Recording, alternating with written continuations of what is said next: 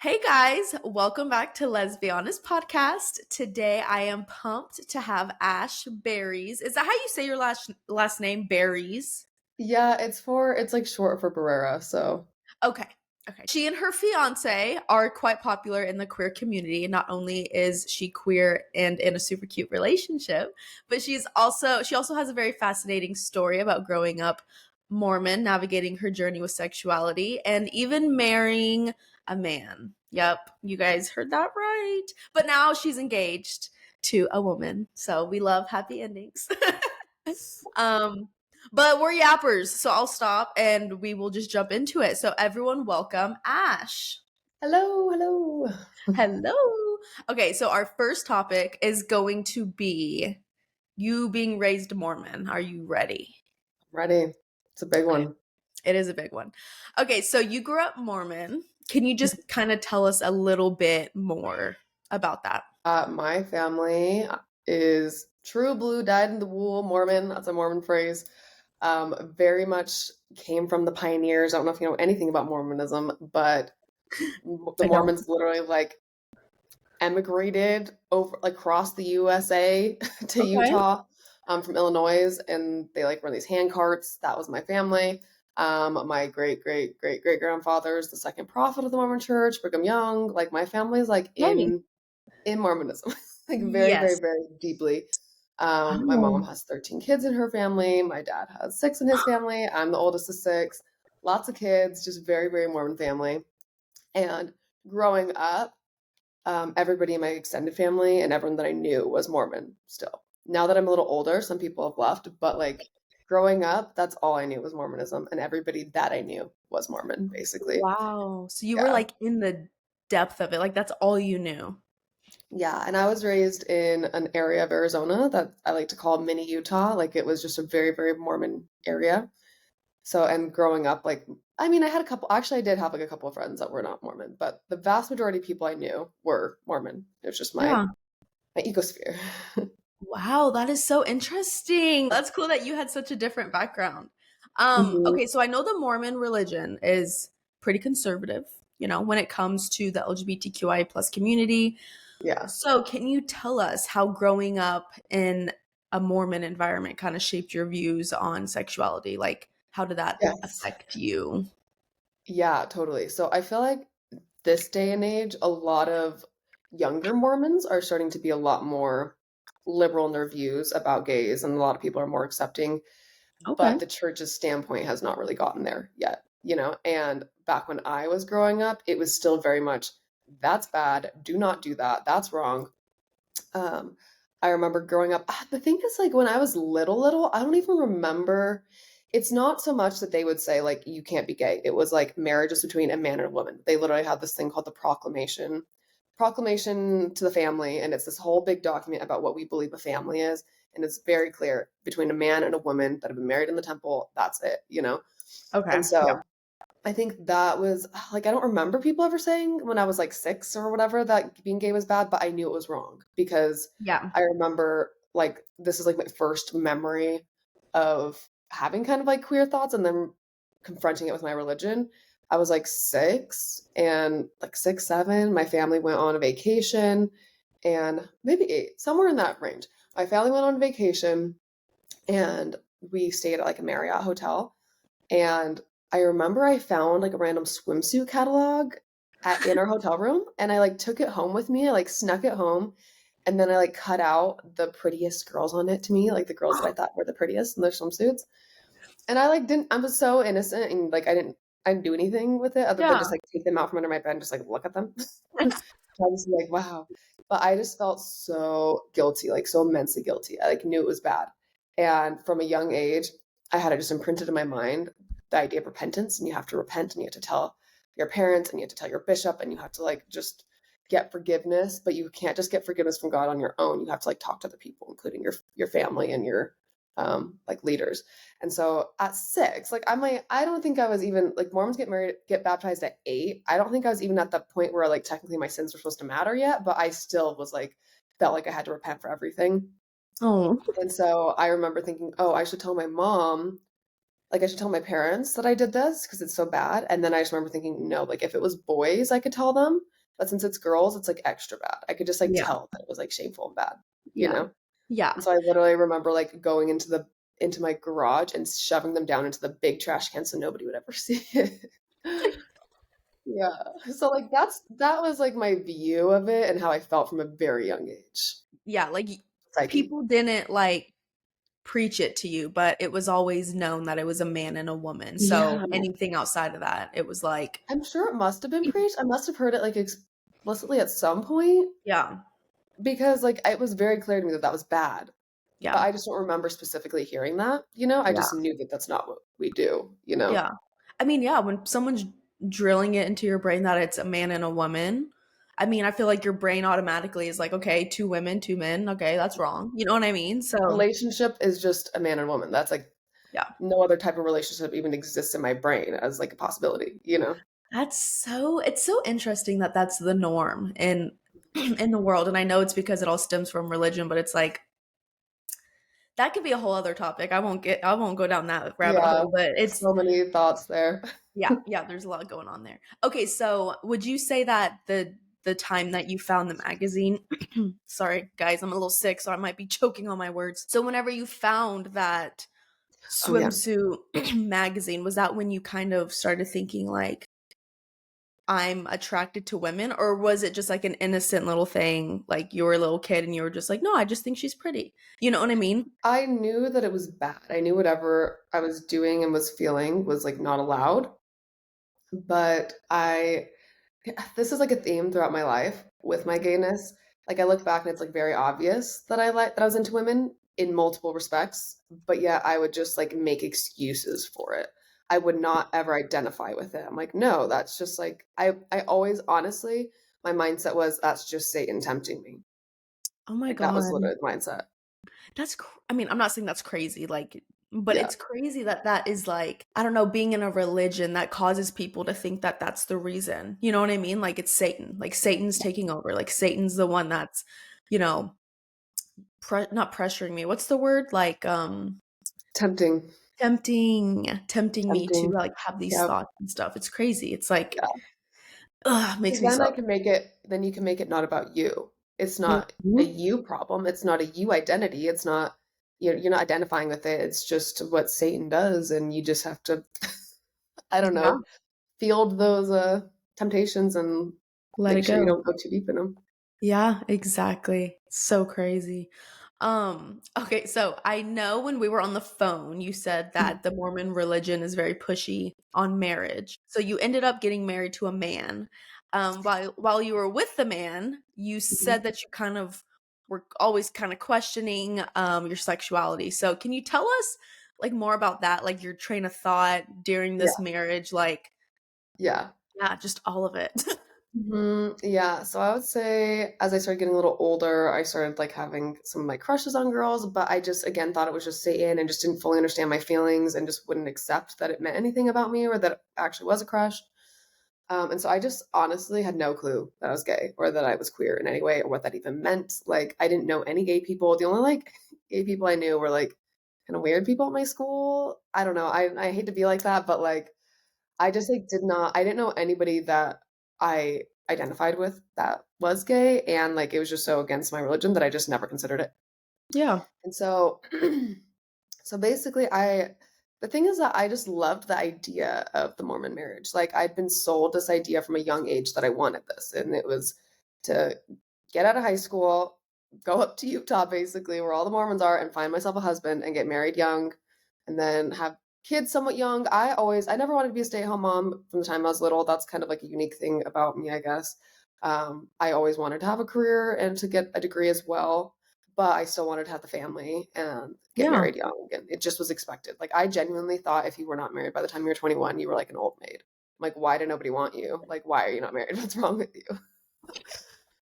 Like, genuinely. That's so funny. It's so funny. Yeah. So, the Mormon religion, they pushed marriage on you, but did they also push that you should be a stay-at-home mom and like you shouldn't work?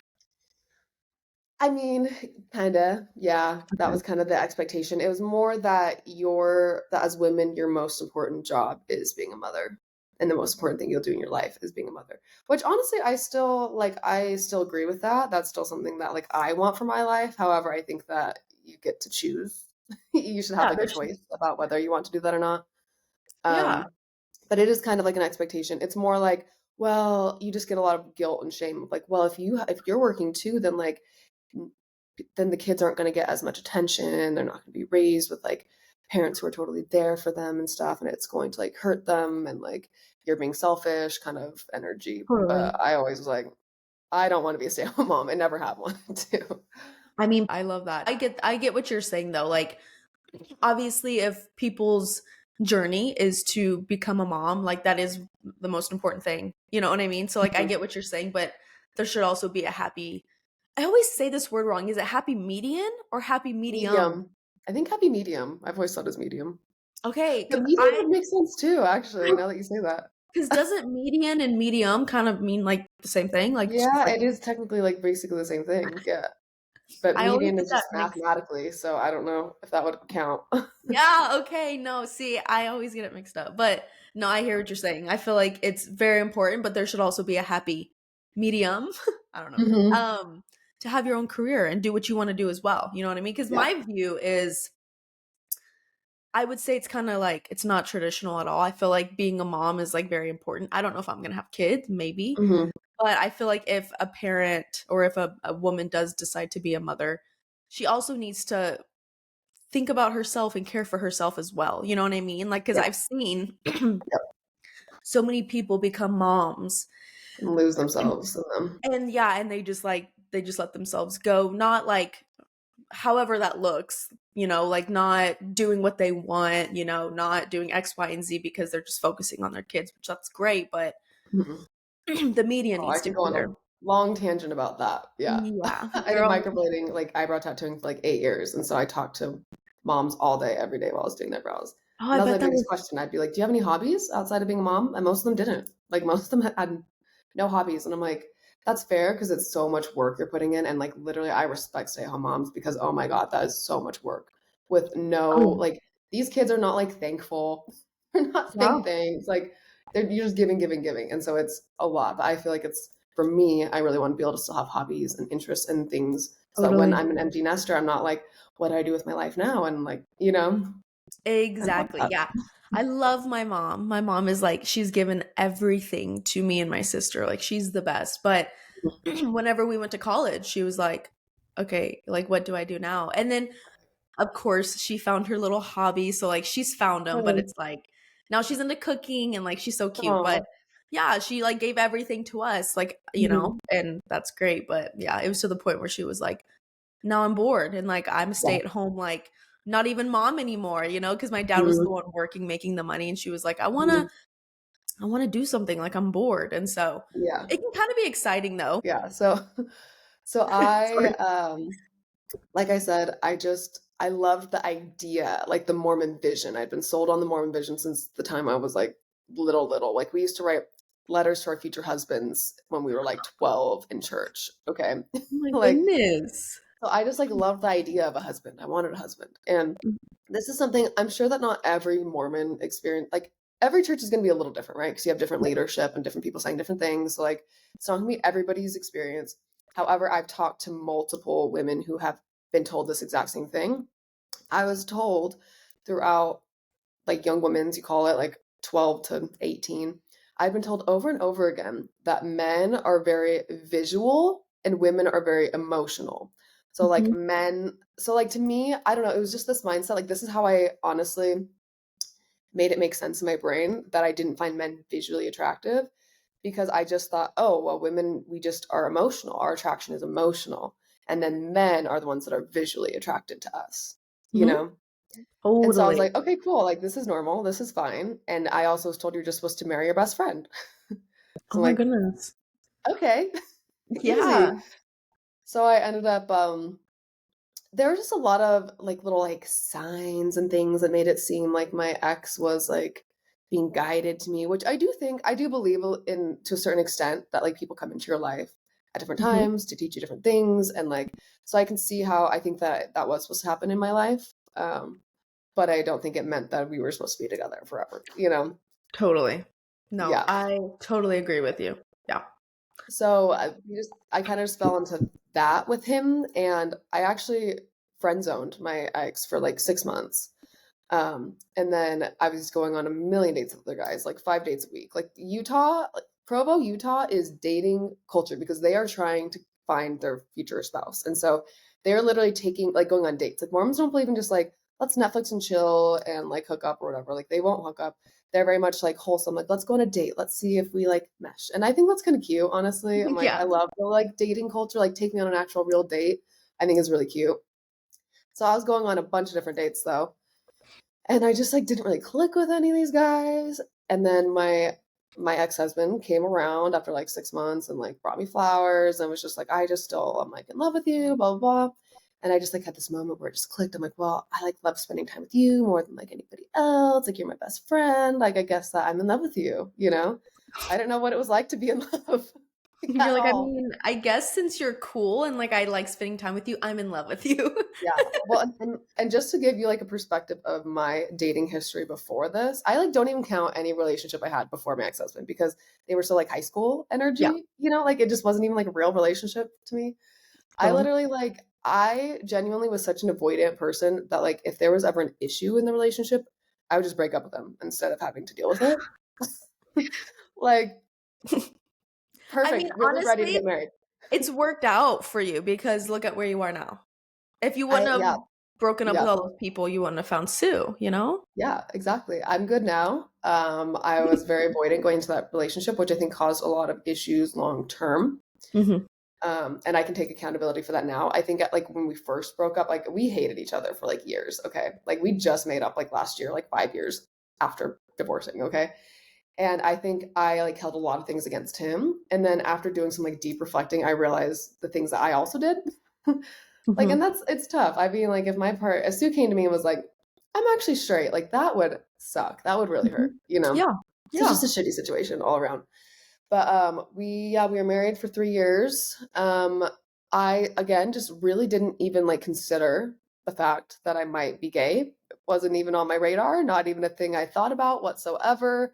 I was like caught up in the wanting to have the cute engagement photos and the wedding photos and show off my ring. And like that was like so my culture. Like everybody around me was getting engaged, posting on Instagram their rings and their like cute engagement photos. It's just crazy, like 18, 19, 20. Like that was just like what everyone was doing. And I wanted Mhm. that too, you know? That's so it's funny the difference. Like the difference between that culture and other cultures, you know what I mean? Like I grew up Yeah, in such different a cultures. I wouldn't say it was I mean it was a pretty small town. But yeah, all of the girls were like, you know, getting married right after high school and like Oh, they yours were were the girls were getting married after high school where you grew up too? yes. Yes, there was Oh, it wasn't similar. more it wasn't Mormon or anything. It was Yeah. just like the southern culture, I guess. I don't Yeah. really Southern know. small town. Was it small town? I don't even know. Yeah, it was a little I was in a small town. It was like I don't know, but I honestly don't even know why all these girls, but there were so many girls after high school that were getting married. Yeah. They were having kids like immediately after marriage and like there's no judgment there. Like that is it works out for them. Like they're happy, like go you, Yep. but yeah, it's just funny how it's like I still grew up in that and I was still like I don't want that. Like Yeah. absolutely I not. Like know. It really shows different personalities. I was it really drinking the Kool-Aid, baby. I was like, hell yeah, let's do it. I was really Mormon. I can't even like explain to you. Like I was more Mormon than most Mormons. Like I was a very, very, very strict Mormon, like extremely strict Mormon. I played by the rule book 100%.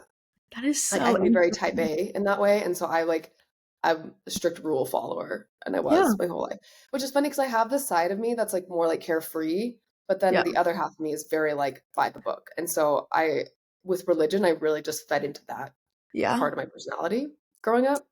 I mean, I get that. I mean, you literally grew up like being immersed into this. So it's like what else is there Yeah. to know? Yeah, and everyone around you was also Mormon. So it's like Mhm. there's really not much And else to honestly, it's a way that I really related to and became close with my parents. Like we'd sit and have these like gospel doctrine conversations all the time. And like I was such a good teenager, like such a good teenager. And I was really close to my parents. They were like my best friends. And I think that being that involved, yeah, and religious, like really helped with our relationship, with understanding each other. And, I think that Yeah, there was a big component of that for me, to be honest. that's so interesting. Well, good. I'm happy that that brought you and your family closer because I feel like with religion, it can be either or. You know what I Yeah. mean? So you then divorced him, right? Mhm. Or yeah, you divorced him. Yeah. And Yeah. I I came out to him as a lesbian a year before we got divorced. So, okay, it just was messy and murky. I started kind of like starting to like realize like I think that I like feel this way, but I just shoved it down, shoved it down, shoved it down, just be more Mormon, just do more stuff. And then I started doubting the Mormon church, which was crazy. I just burnt out. I was like getting full on depressed from the Mormon church because it's yeah. a very involved religion. Like I was doing stuff multiple days a week for the church. I was supposed to be reading my scriptures every day. I started volunteering at the temple where I was doing the rituals on people in the Mormon temple for like 6 hours every Wednesday. Like I felt like I constantly had to do more and more and more and more. And I never felt like I was worthy enough of God and that I was doing enough. Even though I was like literally seriously such an A+ Mormon, I just never I had like looking back, I feel like I had a level of like religious OCD. I just never felt like I was good enough, even though I was doing everything. And so I just burnt out. I burnt out so hard and I was just over it. And so I just took a week break. Literally, I was like, I'm not even going to think about Mormonism for like a week. And my ex-husband was like, that's great. Like, that's a great idea because you're a little bit crazy about it. Like I'm telling you, I was like a really intense Mormon. And he was like, take a break, take a little break. Just that's great. Okay. And while I was on that break is actually funny story. I was on Amazon and I randomly saw this book on Amazon that was like one of my suggested and it was about Scientology. And I was like, oh, Scientology, that's kind of interesting. I clicked on it. I was reading the like little synopsis about it and they mentioned like how the Scientologists were not allowed to look at anti-Scientology materials or anti and I was like, that's what we say. Like, you're not allowed to look at anti-Mormon literature or whatever. It was like the same thing, but different. And I was like, that's interesting. I'm like, this is a cult. Yeah. And what? And so I kind of just was like, they like really stuck in my mind. And I was like, I think I should just look into like anti-Mormon literature. What does that even mean? I don't even know. Like, I didn't even know. I had to Google. And basically, what they mean by that is the history of the church. And so, and they say like Satan, because the church is so true, there's so many people who are like Satan is working overdrive to push against the church, and like he's like Satan has caused all these people to make all these things that are like not true about the church. Like, so yeah. So anyway, I looked at I literally Googled anti-Mormon literature because I had no clue like where to even begin. I found an ex-Mormon subreddit and they guided me to this it was literally like this PDF that this guy had compiled of all the crazy stuff from Mormonism's history and all the things that were like inaccurate and wild. And it was like 80 Wild. pages. Okay. He compiled everything, put it in there. And I remember I was like, I'm just gonna like read it. I just want to know like if the church is true, then me just like honestly looking into it is not gonna make it less true. There's actually a quote from the prophet that I found from an old prophet that said like if the church is true, honest inquiry upon it won't change that basically. So I'm like, okay, prophet says. And I literally sat down and read the whole 80 pages in like a couple of hours. And I went from being 100% true believing Mormon to being like, this is just not true. This is false. All of this is fake, which is crazy. I'm like a very extremist person like that. Well, it's crazy that you were so into your religion and now you're like the total opposite. Like I think it's awesome. Mhm. Like I think it's awesome. And I feel like people listening to this if they're in the Mormon church and they're kind of questioning, I feel like this could be a good thing for them to listen to, for them to, Mhm. have the courage to seek out and do more research like you did. You know what I Mhm. mean? Yeah. And Because they can read something and then they can go research it further to make sure that it's really true for them. Like yeah. I definitely looked into more stuff after that too. And I don't want to like invalidate anybody because I think there's beautiful parts about the Mormon church. Yeah. Then there's parts that just didn't work well for me. I think when you're going 110% in the church like I was, it starts to get unhealthy. But I Totally. know people who just kind of like take the things that work for them and don't let it like ruin, like not ruin, but like run their whole lives. And they seem to be much more content, you know? Yeah. Yeah. Yeah. Different things work for different people. So Hmm. totally. But I love that my whole point was I love that like you are someone that was so extreme into this religion and now you're like on the outskirts being like it can be a good thing, but I just had to Hmm. leave it because it wasn't for me. You know what I Yeah, mean? Like I've found with multiple people, because I know a lot of ex-Mormons, I found the ones that were really, really, really into it like me, like we're literally like in their spare time. Like I didn't miss waking up at 6 a.m. and reading my scriptures all of high school. I didn't miss a single day of not reading my scriptures and like marking in it with my highlighters, writing notes. Like I was like in it. And those people tend to be the ones who fall the hardest, I like to say, mhm. because you're like you feel lied to, you feel betrayed because you spent so much of your energy and every in your life on this thing, and now all of a sudden you're like it's not true. Like what the hell is kind of how it feels, you So know? what you said you read like 80 pages of things and after reading that you were like this is a cult. This is like not for me. If Yeah. you can remember, what were some things that stood out to you that you were like, whoa, like it made you realize, like, I don't want to be a part of this? Yeah. I like almost feel bad talking about this stuff because I'm like, I don't want to like crap on my old religion, especially because like my parents love it and stuff. But I will say one of the biggest things for me was reading about Brigham Young, who's my great great great grandfather. He's the second prophet of the church. I personally think he's just a terrible person, to be honest. He believed in blood atonement, so he believed that some sins were like too grave that you had to either be like hurt in some way, like have like blood or Yeah. like killed because they you just could not repent for them. So that's Okay. a thing. Yeah, that's a little extreme. Yeah, that's something I don't love. Yep, yep, that makes sense. Yeah, and also I like learning more about how Black people were treated at the beginning of Mormonism. Because to me, Mhm. I'm like, okay, if the church is true, and if our whole idea is that we still have a living prophet on the like in the world today, like guiding you. And so to me, if our church is literally being led by a prophet, then God should be unchanging and God should be like Mhm. ahead of the curve, ahead of the suffrance movement, ahead of like allowing Black people to have rights, right? And so like Yep. to look back and realize that yes, Mormons are always like, oh, we let Black people into Mormonism back in like the 1800s. Like this was like great. But they did so by saying, you can come to heaven as our servants. Yeah. And I'm like, Oh my god. they also like back when women were when they were like the suffrage movement was going on and they were trying to like vote whether women should be able to vote, the Mormon church was telling everybody to vote no on that and that women should not be voting because women do not like know enough to be able to vote.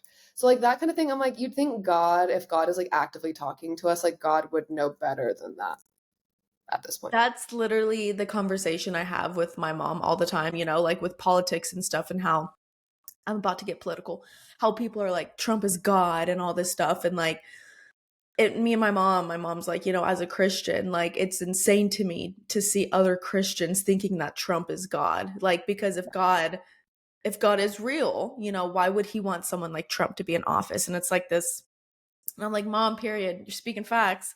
But it is what you were saying is I get it. I get it Yeah, 100%. the like deifying of politicians is really wild to me. Like even if you can somewhat agree with them, I'm like I personally don't think I would super get along with any politician on like Yeah. a Yeah. personal standpoint. I don't like anybody who has that level of like drive and ambition and like control, like desire for control. I don't think you're gonna like be like, wow, that's the greatest person Yeah. ever when you actually meet them. So it's wild to me that people like, sure, if you agree with those politics, but like to then be like Trump is like amazing is like crazy. Like he's God, like Yeah. damn. Yeah, no, But it's crazy. No, I get it. I get it. yeah, You said that you came out to him and you said you were lesbian. So, yeah, how did that conversation actually go? yeah. So okay, so I told you I literally finished reading this 80 pages and I was like, Mhm. my first thought was this is not true, and my second thought was I'm a lesbian. Like Okay. literally Very. immediately after. I'm not joking. As soon as I was like released from my views of what I had to think. I was like, I'm a lesbian, I'm a feminist, like all these things that I like Period. wasn't allowed to be before, you know? Yeah. And I kind of kept it to myself. I did not even tell him that I didn't believe in the church yet because it was just a sensitive topic.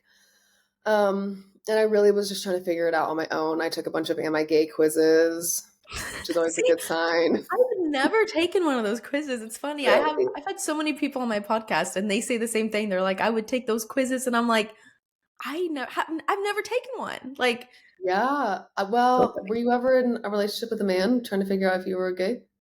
You were, and you still weren't taking the quizzes?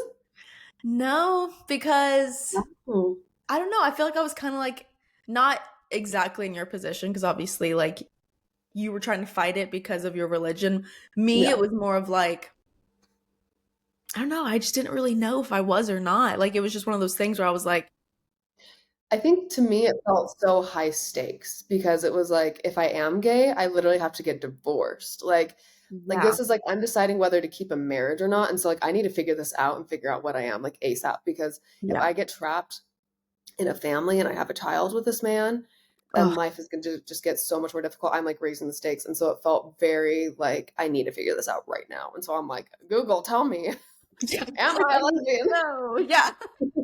I That's so need to know funny. right now. So sad. We're laughing about it. I Okay.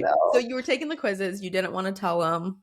Yeah, I think I found so up until this point, like I said, I just never had known of any lesbians that were like me. I didn't really like think that there were other feminine lesbians, and I personally prefer more feminine girls too. Yeah. Like that's what I'm just more attracted to. And so I was like, I don't even know if that's a thing. Like, are there other girls like me that are also like into girls like me? Like I have no concept, like no idea. I Hmm. know like no gay people. Don't know like a single gay person. And so I started like looking and I found Cami Scott Hmm. on YouTube, and I was like, "Oh, you can be like femme like me and like girls like that's." I It sounds stupid to like say that now, but like that's genuinely how I felt at the time. I like had no concept of what like the gay scene was like who liked girls, if there were people that liked girls. Like I just had no clue. I thought I was just like I genuinely thought I was just perverted and like gross and like something was wrong with me. That is so sad. I Oh my know. god. I felt like that for quite some time, actually, like multiple years. Oh my god. Yeah. And so I started being like, no, yeah, I feel pretty, yeah, this is pretty accurate. And my relationship had already started getting pretty toxic because of just a lot of factors. And I ended up, it got really toxic at this point once I told him that I didn't believe in the church anymore. And it's fair because now I understand like the thing is with Mormonism, like you are told basically to like you're only supposed to marry and be in relationships with other people that are Mormon. Like it's like sometimes they even will actively tell you to like get divorced or break up with somebody because they're not Mormon. Like they want you to have this like faithful family, right? And so Yeah. it's the culture and I understand. And I here's the thing, if my ex-husband had left Mormonism while I was still super Mormon, I probably would have left his ass, to be honest with you. That's how Mormon I was. So like I understand. I understand where he came from. Like he just thought that Satan was guiding me away from Mormonism, you know? And it created this big divide because he thought I was being led by Satan. Yeah. And so then when I came out to him, that was just like one step further. You Hmm. know what I mean?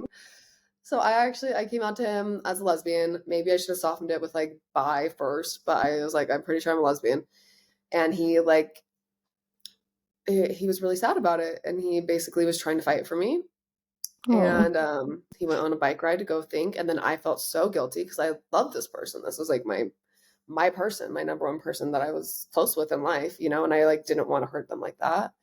And so I started thinking like, I think I'm just bi. I think I'm just bi. Like obviously, like I'm literally married to him. Like I love him, right? You know? And so I like told him I think I'm just bi. And then we tried to make it work for like a year. And it just was then anything gay was just a sensitive topic. If we went anywhere with anyone and anyone mentioned anything gay, it was like an unspoken rule. I had to shut my mouth, say nothing, and he would have to like redirect the conversation away from that.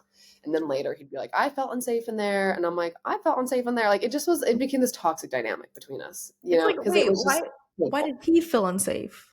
He felt unsafe because it was bringing up our issues of the gayness. And he didn't even want to like think about gayness and he didn't want that to even like be a thing. That's crazy. It's like, no, it's like, think about how I was feeling. Hello. Yeah. It was like poking the wound. But I now I have a lot more empathy for it. I really can like Yeah. understand. Like I said, if Yeah. Sue did that to me, like that would really hurt. That would suck. Yeah. Like, oh, so the last 2 years that we've been together, you don't even like, you're not even attracted to me. You don't even like me. Like there's a lot of feelings that are going to come up there. Yeah.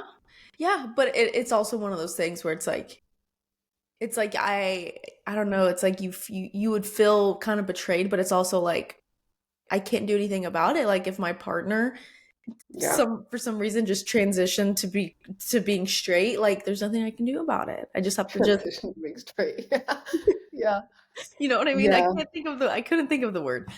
Yeah. But no, yeah, I get Yeah. that. I get that. I understand. I mean, if I was him, I probably would have been like, wow, where did this come from? You know what I Yeah, mean? and But we're a lot more healed about it now. Like we had a whole conversation about it recently and apologized to each other, and he really like had empathy for me. I was like, I'm sorry that I didn't like understand at the time how hard that must have been for you, and I said the same for him. So I feel like we're at a point now where we like understand it more and we have more empathy and like love for each other in that way. But at the time it was just a painful thing, and I also was so bad at expressing myself and communicating. He would try to communicate with me and I just would like not be able to like no. express myself and say I didn't want, like, I just felt like a terrible person. I just felt like gross and wrong and I like just didn't want to talk about it. So Yeah. there just were like so many issues. We just were like eggshells for like the last year of our marriage. It was tough. And then we were going to therapy together. I was spending like like I don't even know, like $1,000 a week on therapy for a hot second for Oh like my a God. month. It was like crazy. We did like a month of therapy where like he was having individual sessions, I was having individual sessions, and then we were having like sessions together and just like trying to figure it out. And It just ultimately I'm like, wouldn't. this isn't working. I need to like date other. I need to make sure that I'm not crazy, and I need to like date women. Like I have Yeah. to do that. Yeah. So Wow. And that just shows, like, because people are like being gay is a choice. Like, I hate when people say that. It's like, this is such a good example. Like, if it was a choice mhm, for you, you would have been like, okay, I'll just be with a man. Like, I'll just, you right. know what I mean? Because, like, Yeah. all the counseling, all the things that you guys went through, like, it just shows that, like, you literally can't control it. You can't help it. Like, And And I'm a very like I really am a very loyal person and I want to make it work with my partnerships. So like I was like I'm in a marriage. Like this is a serious thing, a serious commitment. Like I want to try to make it work as best as I can. And I mhm. really really tried and I just in the end was like finally came to the realization that it wasn't fair for him, it wasn't fair for me, and we just had to go our separate ways. And Cuz that's yeah, you okay, you at some know? point, like, yeah, it's a choice to like act on it, I guess you could say. If you want to go into like the Christian side of things, like it's the choice to act on it. Yeah. But like I think it's super unfair to be with someone and I'm like not even really attracted to them. I'm not like fully in it. I can't fully like love you and be there for you the way that you Yeah. deserve. Yeah. Like Like, that's I just can't fully be there for you because my brain is thinking of other things like women. You know yeah. what I mean? Yeah. I felt You like I know? was cheating just in my mind by that. Like I felt even though there was no one specific I liked, I just like felt guilty to even feel that way. I didn't think that Yeah. that was fair to him. Yeah. So whenever you did come out and tell him and you guys ended up at the end of the year of you guys trying to figure it out, you were like, "No, I think we need a divorce." Was he did he like make you feel like you were like sinning, like you were doing things badly? Because I know you said that like you guys hated each other for a little bit. So like, and I know I'm asking you a personal question, so you don't have to answer it if you don't want Yeah. to. I mean, nobody can make you feel like anything. You choose to allow yourself to feel that way. But he very much had the mindset that I was a coward running away from our relationship, that I was disloyal, that I like wasn't committed to our marriage the way that he was. Mm. And that I was, yeah, I'm sure there was a level of, I can't fully remember him saying this, but I'm sure there was a level of feeling like I was letting Satan rule my Yeah, life instead of sticking to my commitments that I had made. But like I said, I understand why he felt that way. totally. No, yeah. But it's also one of those things where it's like you can't control it. Like you Yeah. can't control what you're feeling. You know what I mean? Yeah. But it takes a lot of courage to do what you did. Like leaving a marriage, like that is scary, especially when your husband or your ex-husband was very deep in the Mormon religion and so were you. Like I can only imagine how scary that was. Yeah. It was. It was. It was the hardest thing I've ever done up until going to flight school now. That's probably the new hardest thing I've ever done. Like I But am back then, that was terrified. the hardest thing I've ever done in my life. Like, by Well, far. you're doing it. You're doing the damn thing. Yeah. Okay, so when you divorced him, Mhm. was that also when you came out to your family, or what was No, yeah. no. So I remember after divorcing him, I felt a feeling of like calm almost after like I knew that that's what was supposed to happen. Um, but I was still super in the closet. I like could not come like I could not even visualize myself coming out to my parents or to anybody in my like community. I would just like start bawling at the thought of people knowing that I felt this way because I felt like they would think I was a pedophile, that they would think that I was just like a disgusting person. Like I genuinely just felt like they were gonna think I was a pervert. Any girl was gonna think that I was like into her, you know, like I just was like had Mhm. all these fears. And so I didn't come out for quite some time. The only way I was trying to date girls was on dating apps, and that's tough when that's like your only way and you're not out yet. And I was too brutally honest. I'm such an honest person, so I was like too honest in my dating apps that I was like new to this, that I wasn't out. So not very many people wanted to date me. I shouldn't have said anything. I should have just been like, Yeah. I don't know. I'm like, and I think it was from coming from being really Mormon. Like, you're just so honest, and I like felt Mhm. like I had to be like that. I felt like guilty to go on a date with a girl and not tell her that I was so new, you know. Yeah. But anyway, shouldn't have done that because it really was a killer for my for my dating life. But I like went on multiple dates with girls, and it was pretty much all girls who were also trying to figure out if they were queer. And so it Mhm. just was like neither of us knew what we were doing. It was just awkward, and I would when you go on when you're dating, like you're just not going to be into everybody. Like you're going Yeah. to go out with people and you're like, no, just not feeling it. No, not feeling it. And that's how it was. I just kept on attracting these people on dates that I just like wasn't into, you know? And Yeah. so then I was questioning myself. I'm like, am I gay? Am I just like bi? Or did I just not like my husband? Like, I don't know. Maybe I am straight. I don't know. And so Yeah. I started going on dates with guys too, because guys would just like, that would just fall out of the woodworks. Like they just ask me out. Like they just find me, you know? And I'm like, Yeah. okay, sure. Yeah. And I ended up reconnecting with a guy I went to high school with, and we started dating. And we just, our personalities click so well. And I just really appreciate and love him as a person. But I told him, I'm like, I don't want to make it official with you because I want to date girls. And I'm like, still have not had that experience Period. yet. And then eventually, after us seeing each other for a few months, he's like, gave me an ultimatum. And I was like, okay, fine, let's just date. But it was always an issue in the relationship, always. And this relationship is what really like made it clear, like, no, you're not bi, honey. Like, you're gay. Like, you need to just figure this out. You got to deal with it because, like, that's not going away. It's not Yeah. going away. It just gets worse.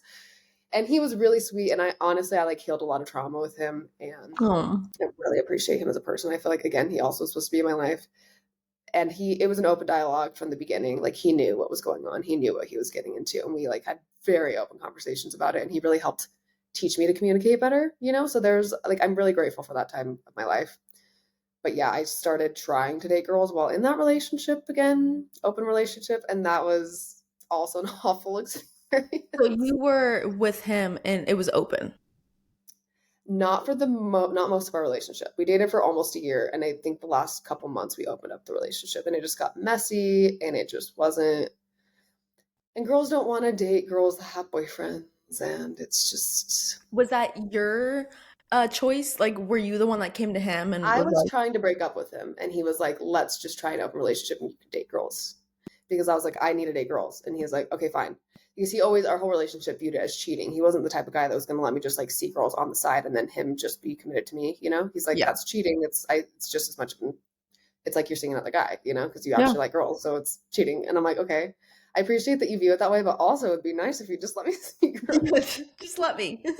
Yeah. So eventually, then we kind of opened the relationship up, and it just got so messy so fast. I'm just a monogamous person. It just is Yeah, tough for me. He was still my best friend, and I still didn't like seeing him with other people. Like, and I'm not even like attracted to him, you know. So like, I just am yeah, not. I'm not built for that. It's just too yeah. much for me. And he like had like another girlfriend. He like found another girlfriend. I over here can like barely get a date with a girl. Like it just was like tough. You're like, what is going on? Yeah, it's rough. It was rough.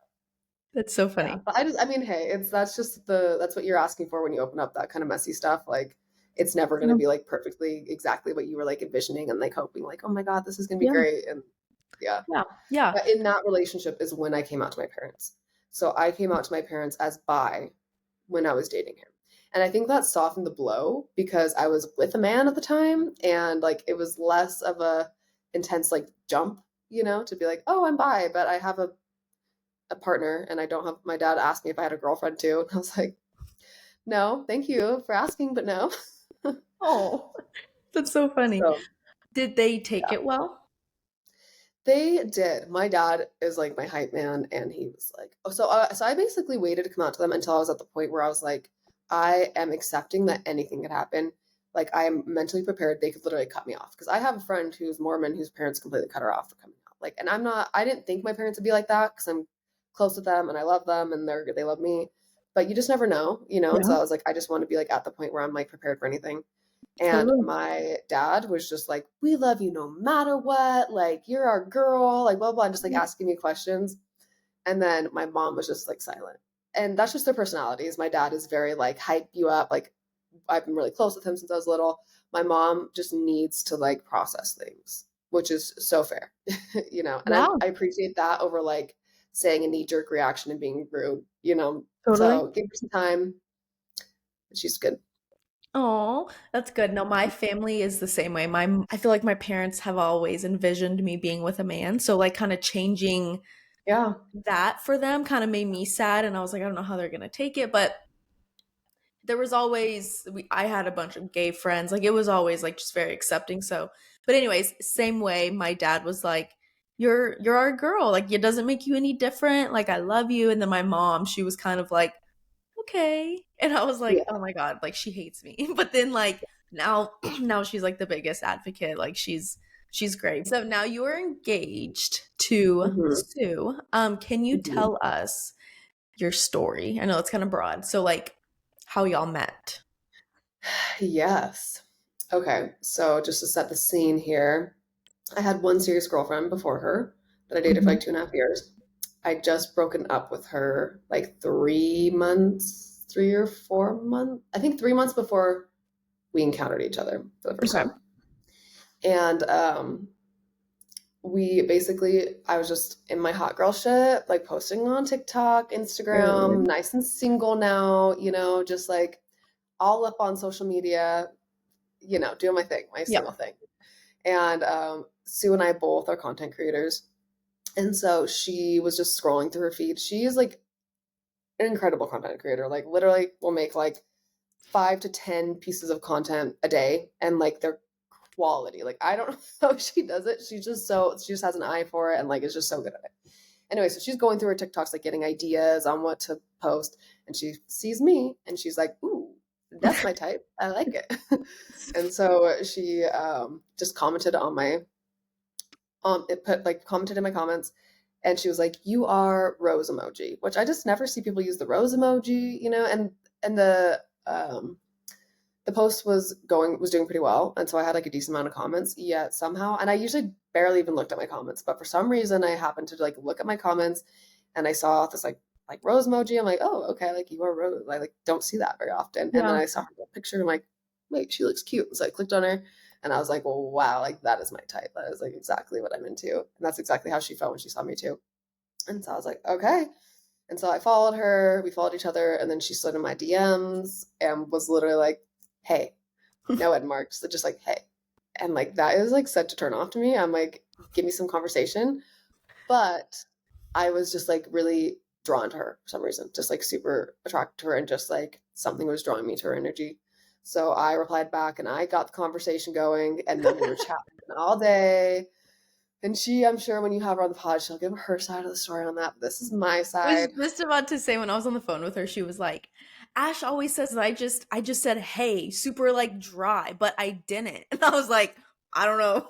Oh, she put a smiley face, but it wasn't a normal smiley face. It was like a Russian smiley face where it was just the parentheses, like no eyes. I'm like, okay. We're like, I'm bored.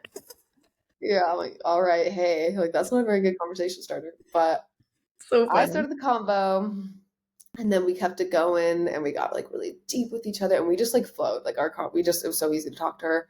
And so then we got each other's phone numbers, and then we started voice memoing each other. And then she's like, I want to take you on a FaceTime date. Like, I want to meet you. And you see, this was right before Halloween. And so I had a Halloween party that I was supposed to do. And we literally scheduled our FaceTime date the day after this Halloween party. Well, I go to this Halloween party with my friends, and I got so drunk, like so much drunker than I've like ever been. I don't drink a lot. I don't drink very often. And so I was so embarrassed because I was like, I am hungover as hell the next day. And I'm like, I do not want to meet her like this hungover. But I felt so like embarrassed saying like, I'm just like super hungover. Like that seemed like a really bad first impression to me. But I was like, well, I would rather like meet her when I actually am like me. Yeah. So anyway, I like literally canceled our date, and then I think I ghosted her for like a week. I was busy, okay? I just started flight school. It was really busy, a lot of things going on.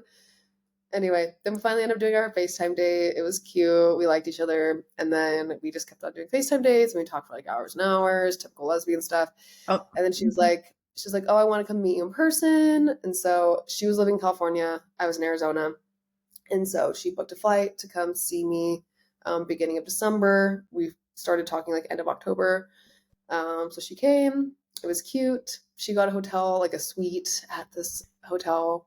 And I thought she meant that she got it for both of us. She literally got it for herself so that in case things went wrong, she would have somewhere to stay. And I was like, great, that's so cool. Okay, we're gonna be staying together. She didn't tell me that. She didn't tell me that until after we were like already together.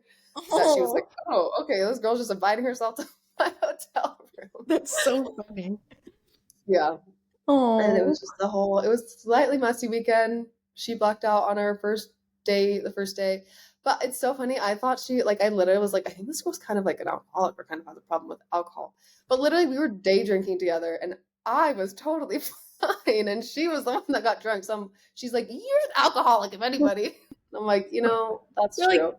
that makes sense. That's fair. That's Actually, now that you so cute. I'll just give a little like it's a long story, but basically we end up making it. I end up making it exclusive because I find out that we were kind of talking to the same girl, and she like my family goes to California like 2 weeks after she was in Arizona, and I'm like, I want to hang out with Sue, and my dad's like, this is a family vacation, so if she comes and hangs out with us, then you can hang out with her. So she like drove 2 hours to come to a game night with my family after just having met me, Oh. and it was all good, except for literally when she was driving over, I saw this girl that I'd slightly started talking to who like was commenting on her photos and being like, my girl or something. And I was like, excuse me? So Uh-oh. I was like on guard. And then she gets here, and then I see this girl texting her on her phone. And I'm like, what the hell? Like I was so pissed about it. And it's so funny because obviously like I'm the one who's sitting here like trying to talk to another girl too, because I'm just someone who like rushes into relationships. And so I was like, the next person I date, I want to marry. Like I'm like not at this point anymore where I'm just like fucking around. Like I want to actually like find my person. And so I don't want to just commit to like the first person I start talking to. I want to make No. sure that it's right and like not settle down too fast. That was my mindset. And Sue's Yeah. gonna be like, whatever, you just want to date a bunch of people. But that was literally like what my mindset was. So I was like genuinely like forcing myself to talk to other people, even though she was the only person that I really cared about at this point. Yeah. And so I got like super jealous, and I was like didn't even care about this other girl. I was like, this girl is getting in on my girl. Like I was Yeah. like, Sue's my girl, like back off. So like it really showed to me like who I really liked and like Yeah. how I really felt.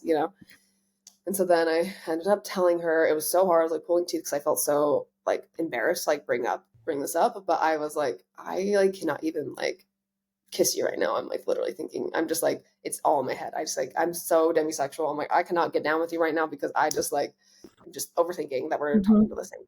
So then I ended up talking to her. She's like, oh, we're just friends now. We like kind of had a fling before, but like, I just don't like her like that. We're just friends. And I was like, okay, yeah, I barely was talking to her for like a couple days just on texting. Like, Yeah. whatever. I'm honestly, I like you. And then we decided to be exclusive, and it was all cute. Yay. I'm literally the one who like initiated that conversation. Okay.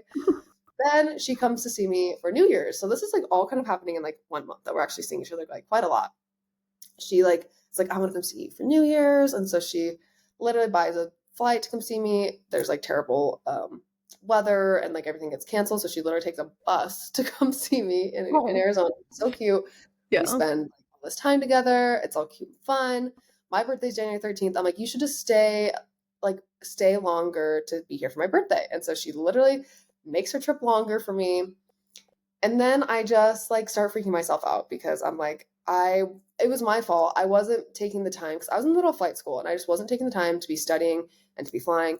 And I felt like I had to entertain her the whole time that she was visiting me. Like I Yeah. just wasn't used to a long distance relationship type Yeah. situation. So I felt like I had to be like spending time with her 24/7 instead of just telling her, hey, I need to like take a few hours to like study, and I need to do this. And so I felt like I was choosing her over my flight school. I felt like I was helping her with this project. She'd like just got an Airbnb in Arizona, and I was like driving all over with her and like getting all this furniture and stuff. And I felt like she was just expecting it from me and not really being like thankful. Like there was just some miscommunications with our communication styles and with just like who we were in general. And then also like I was super poor at this point, like flight school student, like had no money. And I felt bad that she was paying for everything, even though she was inherently doing that. I still felt guilty, and I felt like I had to have a conversation if we were going to be dating. Like I had to be like, "Hey, just like I can't really pay for anything right now. Like I have loans," and I just felt really embarrassed to have that conversation. There was just all Oh, these things that were like coming together for me that I just like, and I was just going into my avoidant energy and didn't want to have the conversations and didn't want to deal with it. And then I was just like, maybe it's just wrong. Maybe I just can't handle being in a relationship right now while I'm in school. Blah blah blah. So I ended up like just getting to in my head, and then I just like broke it off with her like the day before my birthday after I asked her to extend her trip, which was just like, kind of shitty. But then we stay just like situationships, and she now has this Airbnb in Arizona that she'd gotten. And so she like had me, like I had the keys and I would like kind of go check in on it and then could also use the amenities. It was a whole thing. So we still were talking and then we were situationship. If she'd come to Arizona, then we'd like hook up, like go on a date. And so I'd be like, when are you coming to Arizona next? oh my Because God. I'm very like demisexual, and I just don't I don't like to have sex with just anybody. I have to have like emotional connection, and so I'm like, you're one person that I feel emotional connection to, and I feel safe with sexually, and so like you're my person now. That like that's my that's our Yeah. dynamic, and also I like enjoy you as a person, Yeah. But yeah, long story short, she ends up literally moving to Arizona, not telling me, Period. and literally like we're on a date on one of our situationship dates, and then she's like, "Oh yeah, do you want to go back to my apartment?" I'm like, "Your apartment?" She's like, "Oh yeah, I just moved here." I'm like, "What?" That is so gay. Oh, and I'm like, "Oh my God." And then we just kind of kept seeing each other, and then I started realizing how much I still really like her, and I just like, pushed her away. And so then we literally went on this trip to like, we went to this Vegas trip that we were supposed to go with our friends. They had like, our friends had scheduled this whole trip and we were all going together. And then everybody canceled, like literally the morning of that we were all driving to LA, went to Vegas. So we're like, okay, I guess it's just you and me.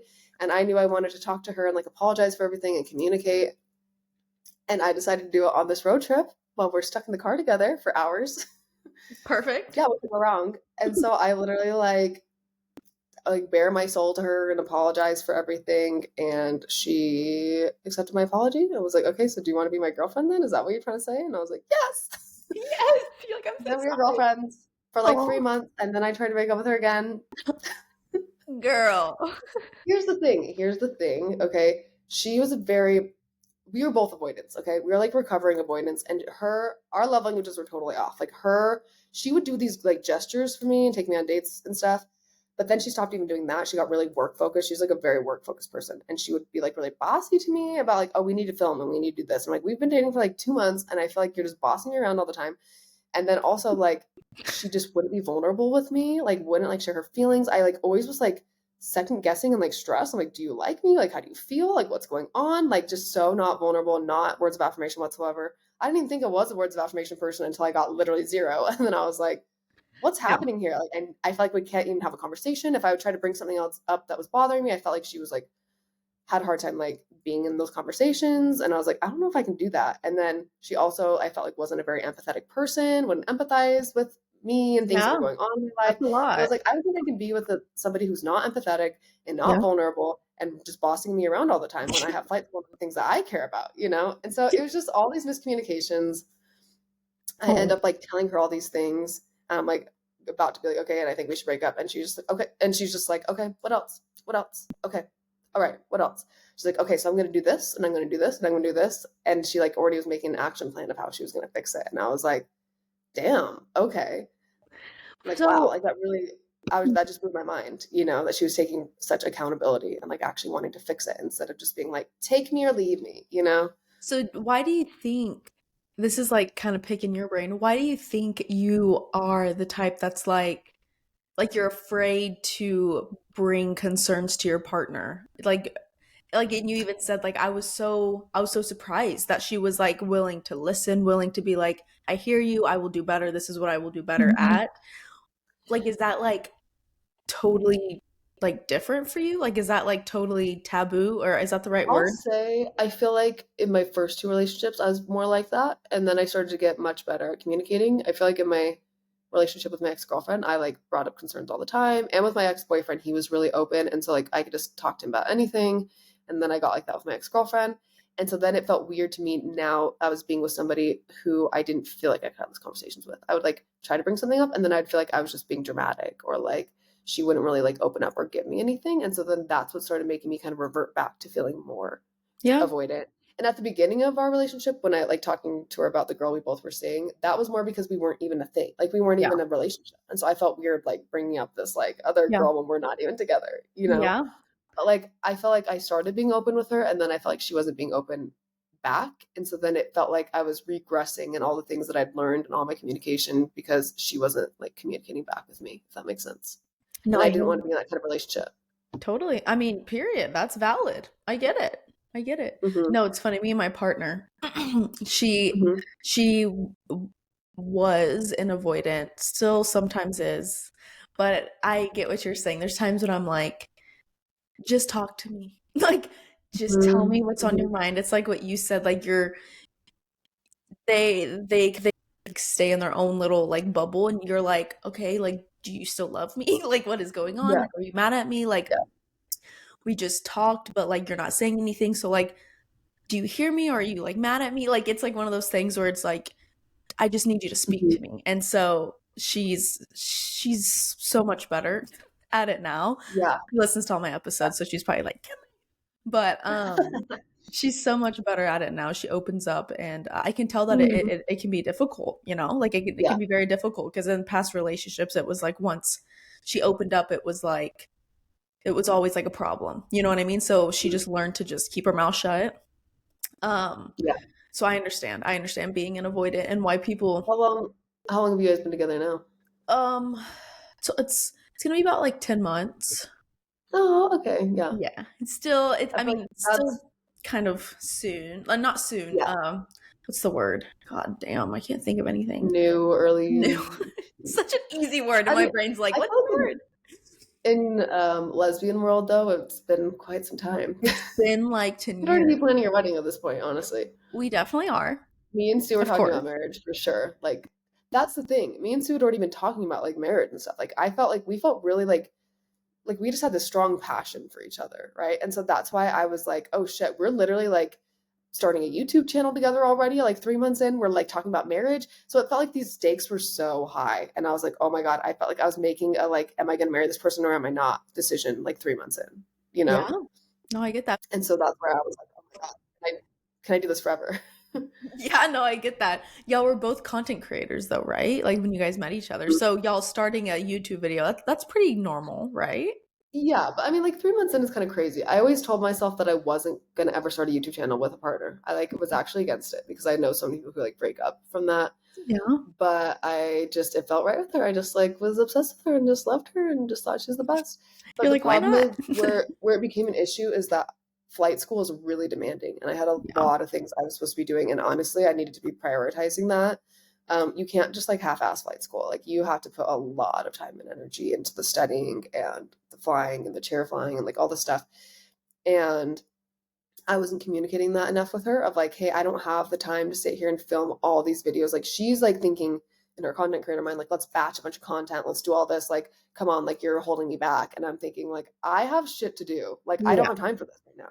I really Yeah. don't have time.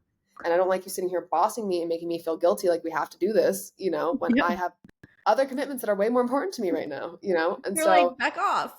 yeah, exactly. And I'm like, I'm exhausted, literally at my wits' end, exhausted, and like having a breakdown. And you're still like, well, it's film, because she Yeah. just like she just has that mentality with herself, and Yeah. so she just can be a little bit, I don't want to say like aggressive, but just like No, but yeah, I mean, I can see that. But David Goggins energy. Let's go. yeah. Do it whether you want to or not. Yeah, no, totally. And that could be good. You know what I mean? Mhm. But it was just coming off a little too much in that moment. It's something I appreciate about her, but now we've had conversations, and I've like now she recognizes like, okay, this is your number one thing, school. Like I'm not as much of a content creator anymore as I used to Yeah. be. Like every now and then I'll post, and then it's really honestly our YouTube that keeps going, but she does most of the work on YouTube. Yeah. She's doing all the editing and everything. And so we kind of just came up with like the balance that worked for us, like, hey, these are like the days I can film, like I can film like this day, Yeah. and I can do this, but my top priority is getting through flight school, and I'm just going to spend more money and time if I'm not being efficient with my time, you know? So yeah, Totally. we had those conversations and we're at a good place now. And she genuinely like she started realizing because it's true, like kind of we'd kind of gotten into this flow already where now we were just in work mode and she like we fell out of the honeymoon stage like 3 months in, you know? And I was like, Yeah. that's terrifying to me. Like this is supposed to go for at least like a year. You know, and like and now it's like all business. Like I'm like, I don't know about that. You know, I Yeah. want my life to be just this monotony of like just we're just working 24/7 and Yeah. like where's the romance? And she realized that and she started like taking me on dates again and buying me cute little things and like writing me letters and like really honestly trying to show up and like have hard conversations with me and just like make me feel loved. And it just has been like a complete like 180. And I feel like all relationships kind of go through a phase like that, whether it's like a situation that you went through where, one partner is more career, not, I mean, I guess you were career driven as well, but just like different paths. It was just Yeah. different paths. And, Mhm. but I feel like every relationship has to go through something like that. You know what I mean? It's kind of like what you Yeah. said, like people come Yep. into your life for different reasons. And I feel like, I don't know, I feel like it's to help you realize like, there needs to be a good median. You know what I mean? Mhm. Like, and we can both have our own passions and Yeah. do different things and still put in the time to make each other feel loved. You know what I mean? Totally. Yep. 100%. We had to learn that. And Yeah. I think that that happens with, like you said, every relationship where you're taking two different people with two totally different lives Mhm. and ways of being and like ways of thinking, and then you're shoving them together and expecting it to just be like to just mesh and be cohesive. Yeah. And honestly, like my last two partners, I would say I was pretty similar to. Like we had a lot of random similarities where we just vibed and jived really easily Mhm. because we just were so similar. And with Sue, it's the opposite, where we are like opposites. And Yep. we've become more similar with each other as we've, been dating longer. But at first, that was really uncomfortable for me to date someone who was just so different from me. And now I love it. Like, it keeps life so interesting. And it's so, like, I've learned so many things from her. I feel like I've learned so much more in this relationship than other relationships by way of like character development and just like keeping life interesting. I don't know. I love our dynamic, right? But like, it was really uncomfortable for me at first because it was just so new New, yeah. and different. Yeah, especially with her career when you first met her. We'll get into that whenever Yeah. I have her on the podcast. Yeah. But yeah, I feel like that could be. That was wild, yeah. Yeah, I'm so excited to talk to her about that. It's gonna be crazy. Mhm. Okay, so you guys are getting married in Aruba, We are, yeah. period. When is that happening? October. October? Oh my God, are you guys so excited? We're so excited. Yeah, I'm really excited, especially because we literally won a wedding in Aruba, which is crazy. We like it was like a giveaway on Instagram, Period. which Love is that. crazy. So we won. Obviously, we still have to pay some of it, but Yeah. the vast majority of it is taken care of, and it comes with a wedding planner, which God bless. Because honestly, with how busy both of us are with my school, like there is no way Yeah. we would be eloping if not for this opportunity. So I'm really grateful that we have someone planning the whole thing because I am stressed out of my mind with school, and even just like dealing with the guest list is like too much for me right now. You know? So a wedding planner, do you like tell them like little things that you want and they just do it? Yeah. Yeah, so I sent him photos of the type of thing that we like, and yeah, basically we just like chatted with all the specific things that we want, and then he's gonna bring the vision to life Oh is my the plan. goodness. Oh my goodness. Yeah, That's gonna be that's a lot of pressure on that wedding planner. Do you yeah, are he you seems pretty confident. are you like nervous that like I don't know how to word this. Like are you like a control person where you're like, I want to make sure that everything's perfect, or are you like, nope, they got it. Yes, I am mostly usually that person. I will say with my first wedding, I had just had a concussion like 3 months before, and I was miserable and didn't want to do anything, didn't want to plan anything, did not care. Was literally apathetic. Did not Yeah. just wanted to be married already, didn't want to deal with it, which is crazy because that's not my personality. This time around, I'll be honest with you, there's a level of that with me where I also am just like life is so hectic, so crazy. I'm so stressed and like focused on school that like I feel like I've relinquished some level of control. Like I Yeah. think I've just shown them what I want. I've made a PowerPoint presentation with all the things that I like and I want. and giving it to my wedding planner. That's so funny. And so I'm like, at this point, it's like, Jesus, take the wheel. Like, I told you what I wanted, and we'll just see what happens. Yeah, and it'll be beautiful no matter what. Yeah. You know what I It's gonna mean? be on the beach. It'll be pretty. Oh Like, my if it's God. anything close to what I sent, I'm gonna be happy with it. Yeah. You know, like I trust that they'll make it work. The whole point of the giveaway was that they're redoing their wedding website, and so they're gonna be like taking a bunch of footage of the wedding, so they want it to look as good as possible too. Okay, We're gonna be all period. over their wedding website. So yeah, I trust that they're gonna make it look good, Yeah. you know. And I don't expect it to look exactly like the photos. Like I'm like, there's no way you're gonna find every single cup that looks exactly Yeah. like that. Like I don't expect that. You know, I'm more just like, okay, this is the vibe. Just give it this energy and we'll be good. Yeah, and we'll be chilling. Yeah. That's cute. Yeah, no. And then I don't have to like do any of the takedown or anything. Like that sounds amazing. Don't have to put anything up, don't have to take anything down. I just show up, choose my wedding dress, and we're we're good. That is amazing. That's Yeah, literally so amazing. So you I know. guys, I'm beyond grateful. yeah, that's crazy. So it was on Instagram and y'all just like saw it and signed up for it? Yeah, they were looking for a queer because I think they're also trying to like show that they're queer friendly there. Yeah. And so they were looking for a queer couple. And basically they just wanted you to make a video sharing like why you would be a good contestant for this and why you need this. So we talked about my flight school and how expensive it is right now and how we're also literally in the process of doing IVF and of getting our like getting our eggs out, getting our donors, getting our embryos made, and we basically want to like start that process as soon as the wedding is over. Yeah. And so that's super expensive, just a lot of, all that. So we just kind of gave our little sob story and we're like, basically we're just gonna elope. Yeah. We're just gonna like go into the courthouse at this point, if not this, and we would love to actually have a wedding. So like that would be amazing. And they chose us, which was awesome. That is So so crazy. I love that yeah, for y'all. Aruba, my mom, she's been and she's like, it's amazing. She's like, it's the most prettiest water I've ever seen in my life. And I was like, I've literally never been there. you're like, haven't Not even going until a few been. days before my wedding. It's okay. I'm telling you that it's gonna be beautiful. Like, It looks stunning and all the photos are great and beautiful. And I'm like, I'm gonna love it. It's gonna be perfect. Honestly, I love the beach. I love the ocean. So I am like all for it. And it's supposed to be beautiful, like warm water. So yeah, I'm excited. amazing. That's gonna be so beautiful. Okay, so speaking of IVF, you guys Mhm. are y'all in the works of what is it called? Like getting is it getting your eggs out? Like what is the Yeah, term? egg retrieval Okay. is I believe the term for it. Okay. Yeah.